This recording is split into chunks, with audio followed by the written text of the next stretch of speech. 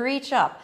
Flex your foot so you can hold on here. Stabilize your pelvis and then stabilize that left leg. Then exhale and lift up, all right? So you'll notice my head is nowhere near my knee. I'm doing this all with the core strength of my body, and this would be all about the strength. Now, rather than being all about the strength, you want to balance between strength and flexibility. So you're going to bring your knee towards your head. 1, 2, 3, 4, and 5.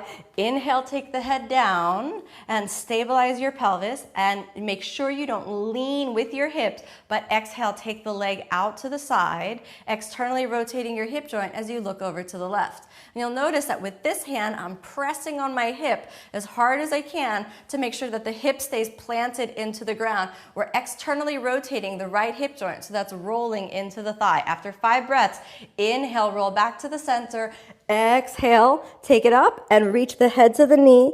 Inhale, take the head down, and exhale, take your legs down, putting both hands onto your thighs.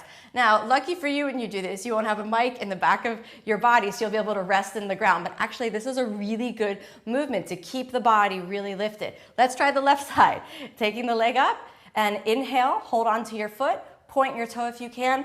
Exhale, take your body up, and I really want you to try this for a moment. Imagine that you're so strong, and I'm not that strong yet, so you could touch your head to your knee without moving back. But because we want that balance, remember, don't externally rotate. Keep that leg in parallel. Bring the head towards the knee. 1, 2, 3, 4, and 5, and then inhale, take the head down, and now watch what goes on in that left hip joint, especially around the outside of the left thigh.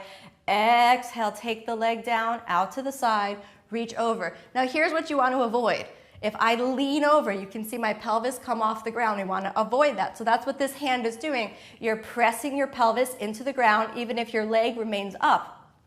You want to ideally press so much into your pelvis that your left hip releases and you can look over your left shoulder. But if you can't do that, you just leave the leg wherever it is. After 5 breaths, inhale, come back to the center.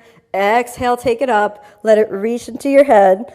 Inhale, take it down, and exhale, taking the legs down, both hands on your thighs. The traditional exit from this is Chakrasana, so you would roll all the way backwards, but we don't need to demonstrate that now. If you're unfamiliar with Chakrasana, you can check out one of my other videos on that. Thanks for watching.